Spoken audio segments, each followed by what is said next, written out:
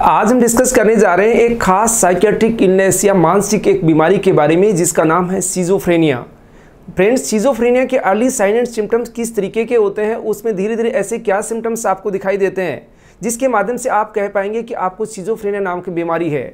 तो इसके बारे में डिस्कस करेंगे, साथ में हम जानेंगे इसके कारणों को कि किन कारणों की वजह से ये कंडीशन आपके साथ बनती है।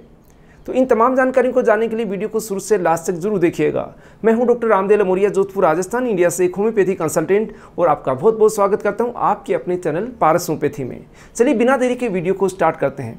सिजोफ्रेनिया को एक सिंपल लैंग्वेज के अंदर या हिंदी लैंग्वेज में आपको समझाने की कोशिश कर रहा हूँ कि ये जो कंडीशन होती है, साइकेट्रिक इलनेस होती है या मानसिक जो बीमारी होती है, वो धीरे धीरे प्रोग्रेस करती है।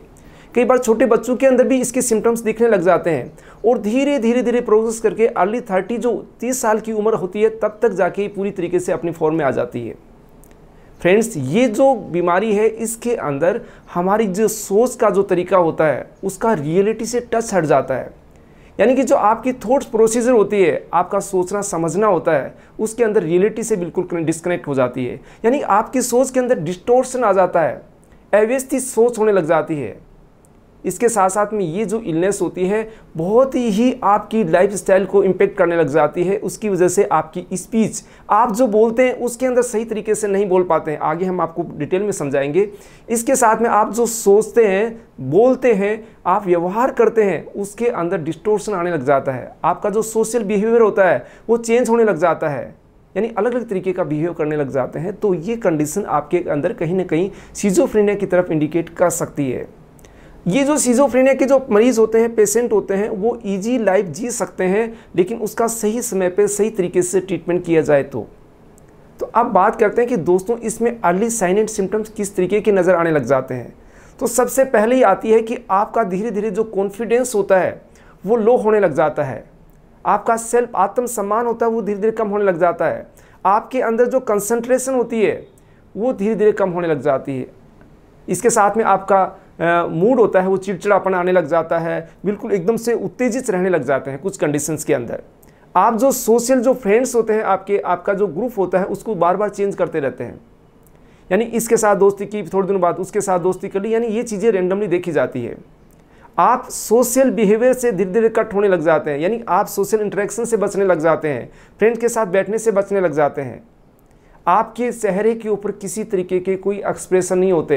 कोई दुख की घटना भी अगर आपको सुना देगा तो उसके आपके एक्सप्रेशन नहीं होगी कि आपको टेंशन हो रही है, या कोई ऐसी आपको खुशी वाला समाचार सुनेगा तो आपके अंदर ऐसा नहीं लगेगा आप खुश हो रहे हैं। यानी आपके जो फेशियल एक्सप्रेशंस होते हैं वो ख़त्म हो जाते हैं, आपके इमोशंस ख़त्म हो जाते हैं। आपको फील ही नहीं होता कि दुख क्या होता है, खुशी क्या हो रही है। तो यानी ये जो इमोशंस होते हैं, थॉट्स प्रोसीजर होती है, ये आपकी डिस्टोर्ट होने लग जाती है। यानी कि जो नॉर्मल होनी चाहिए उससे हट के चीज़ें होने लग जाती है। इसके साथ में धीरे धीरे क्या होता है, आपके अंदर नेगेटिव थॉट्स आने लग जाते हैं। दिमाग में अलग अलग तरीके के विचार, ओल्ड थॉट्स डेवलप होने लग जाते हैं। ये जो है आपके दिमाग को परेशान करने लग जाते हैं। आप नेगेटिविटी की तरफ जाते हैं, धीरे धीरे डिप्रेशन की तरफ जाने लग जाते हैं। ये आप बहुत ज़्यादा सस्पिशियस, हर चीज़ के अंदर शक करने लग जाते हैं। ये कंडीशन जो होती है अर्ली साइन एंड सिम्टम्स के अंदर आपको इंडिकेट करती है कि आप हो सकता है आने वाले टाइम में सिजोफ्रेनिया की तरफ जा सकते हैं। लेकिन जो खास सिम्टम्स इसके होते हैं जिसके बेस पे हम कहते हैं कि आप सिजोफ्रेनिया के वास्तव में पेशेंट हैं, वो होता है आपका रियलिटी से टच होना। जो सिम्टम्स आते हैं डिल्यूजन एंड हेलुसिनेशन, और आपकी होती है जो थॉट्स होती है बिल्कुल डिस्टॉर्ट हो जाती है। तो ये अगर आपके साथ सिम्टम्स दिखने लग जाते हैं तो आप 100% सिजोफ्रेनिया के पेशेंट हैं। और सिजोफ्रेनिया में क्या होता है कि आप देखते हैं, अपन कई बार लोग कहते हैं कि किसी व्यक्ति के अंदर भूत का साया है, उसमें भूत प्रेत आया हुआ है। तो ये कंडीशन भी कहीं ना कहीं आपकी सिजोफ्रेनिया से लिंक करती है। अब बात करते हैं कि डिल्यूजन्स का सिम्टम्स आपको किस तरीके से दिखाई देता है। यानी भ्रम की स्थिति होती है, फॉल्स बिलीफ होता है। मरीज के अंदर जो रियलिटी होती है उससे बिल्कुल अलग होता है। उसका ऐसा विचार दिमाग में बन जाता है कि वास्तव में जो होता नहीं है, लेकिन वो सोचने लग जाता है।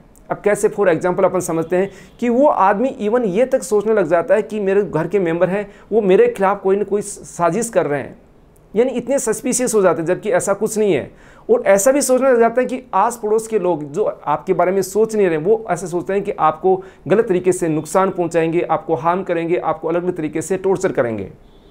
या जो व्यक्ति पास के एरिया में होता ही नहीं उसके बारे में सोचते हैं कि मेरे खिलाफ कोई साजिश रच रहा है, वो लोग मेरे को मारने के लिए आ रहे हैं, कोई मेरे को खाने के अंदर जहर तो नहीं दे देगा। यानी कि आदमी की जो लाइफ होती है, नॉर्मल थिंकिंग होती है, उसके अंदर इतना सारा चेंज आने लग जाता है कि वो हर समय डरा डरा सा रहता है कि मेरे साथ कुछ अनहोनी तो नहीं हो जाएगी, मेरे साथ ऐसा तो नहीं हो जाएगा। और उनकी जो सोच होती है वो ये रहती है कि वो अपने आप को रियलिटी से टच, यानी कि रियलिटी से उनका नाता खत्म हो जाता है। वो सोच रहे हैं मेरे तो बहुत अच्छे रिलेशन है, मेरे प्रधानमंत्री से रिलेशन है, मेरे दूर देशों के अंदर बड़ी बड़ी हस्तियों से रिलेशन है, मैं बहुत पैसे वाला हूँ। जबकि नॉर्मल पैसे वाला होता है अपने आप को इस तरीके से प्रेजेंट करने लग जाता है, समझने लग जाता है कि मेरे इस तरीके से संबंध है, मेरे पास इतनी पावर है, मैं कुछ भी कर सकता हूँ।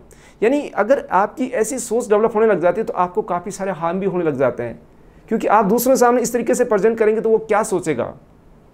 वो आपकी रियलिटी जानते हैं तो आपको उनको पता लगेगा कहीं ना कहीं उनके मेंटल डिसऑर्डर कोई चल रहा है। तो ये चीज़ स्थिति जो होती है डिल्यूजन की कंडीशन डेवलप होने लग जाती है, यानी कि वो रियलिटी से बिल्कुल हट जाता है। अब सेकंड जो कंडीशन खास होती है उसमें हेलुसिनेशंस। हेलुसिनेशन एक ऐसी कंडीशन होती है जिसके अंदर खास तौर से सिजोफ्रेनिया के पेशेंट्स के अंदर ऑडिटरी हेलुसिनेशन देखा जाता है कि आपको अजीब अजीब सी आवाज़ें सुनने लग जाती है। आप घर परिवार में बैठे हैं, 5 मेंबर्स के साथ आप बैठे हैं, आपको ऐसा लगता है कि मेरे को भूत प्रेत की आवाज़ें आ रही है, मेरे को अजीब अजीब सी आवाज़ें सुनाई दे रही है, जबकि पास वालों को ऐसा कुछ सुनाई नहीं देता। यानी उन मरीजों को ही ये आवाज़ें सुनाई देती है। वो ऐसा लगता है कि कोई भूत प्रेत है वो मेरे से बात कर रहा है, कोई आत्मा मेरे से बात कर रही है, या आत्मा मेरे को कंट्रोल कर रही है। ऐसे सिम्टम्स उन लोगों के साथ देखे जाते हैं। यानी कि इनके अंदर अजीब अजीब तरीके की कंडीशंस की वजह से वो बहुत ज़्यादा परेशान होने लग जाते हैं, और उनकी जो थॉट्स होती है, जो बात करने का तरीका होता है, वो हो जाता है कि एक पॉइंट पे बात कर रहे हैं, एकदम से कट करके सेकंड दूसरी अजीब सी कंडीशन पे चले जाते हैं, या अलग अलग तरीके के थॉट्स पे चले जाते हैं। तो उसकी वजह से उनका जो बात करने का तरीका होता है वो सही तरीके से बात एक सीक्वेंस में कर ही नहीं पाते हैं। तो यानी कि इसके अंदर आपके सोच के ऊपर इम्पेक्ट आ गया, आपके विचारों की, आपके कोग्निटिव बिहेवियर होता है, आपकी जो सोचने समझने की जो शक्ति होती है वो चेंज हो जाती है। आपकी सुनने की जो क्षमता होती है उसके अंदर ऑडिटरी हेलुसिनेशन नज़र आने लग जाता है। आपकी थिंकिंग के अंदर फास्ट बिलीफ डेवलप होने लग जाते हैं, अलग अलग तरीके के विचार आने लग जाते हैं। तो ये आपकी नॉर्मल लाइफ को इम्पेक्ट करते हैं। तो उसकी वजह से आपकी रूटीन की जो लाइफ होती है वो डिस्टर्ब हो जाती है। आप जो काम करें, जैसे बच्चा है कोई, इसके अंदर सिजोफ्रेनिया के सिम्टम्स से वो सही तरीके से कंसंट्रेट नहीं कर पाएगा, अपना ध्यान पढ़ाई में नहीं लगा पाएगा, उसकी वजह से उसकी परफॉर्मेंस वीक होने लग जाएगी, वो धीरे धीरे एंग्जाइटी की तरफ, वो डिप्रेशन की तरफ जाने लग जाएगा। तो इन कंडीशन से बचने के लिए आप अपने आसपास के कोई भी अगर सदस्य हैं, उनको अगर इस तरीके के सिम्टम्स नजर आते हैं तो उनको अर्ली डायग्नोसिस करके सही तरीके से ट्रीटमेंट करवाएं, और ट्रीटमेंट से रिलेटेड आप जो भी ट्रीटमेंट ले रहे हैं उनको प्रॉपर तरीके से लीजिए। इस कंडीशन का होम्योपैथिक मेडिसिन के माध्यम से बहुत अच्छा ट्रीटमेंट होता है, यानी बिना किसी साइड इफेक्ट के होम्योपैथिक मेडिसिन से इन कंडीशन को ट्रीट किया जा सकता है। मैं ये नहीं कहता कि हर कंडीशन को क्योर किया जा सकता है, लेकिन आपकी लाइफ को इजी बनाया जा सकता है बिना किसी दवा के साइड इफेक्ट के। तो सबसे अच्छी है होम्योपैथी। तो आपको भी अगर ऐसी समस्या है तो आप नज़दीक के होम्योपैथिक डॉक्टर से परामर्श करके इस चीज़ को, कंडीशन को ट्रीट करा सकते हैं। और नेक्स्ट वीडियो जो आएगा हम टोटली होम्योपैथिक मेडिसिन की चर्चा करेंगे जो सिजोफ्रेनिया की अलग अलग कंडीशन के अंदर यूज की जाती है। तो दोस्तों इस वीडियो के साथ आप जरूर बने रहिएगा। नेक्स्ट वीडियो का आप इंतजार कीजिएगा, लाते हैं जल्द ही, मिलते हैं नई जानकारी और नई वीडियो के साथ। बहुत बहुत धन्यवाद।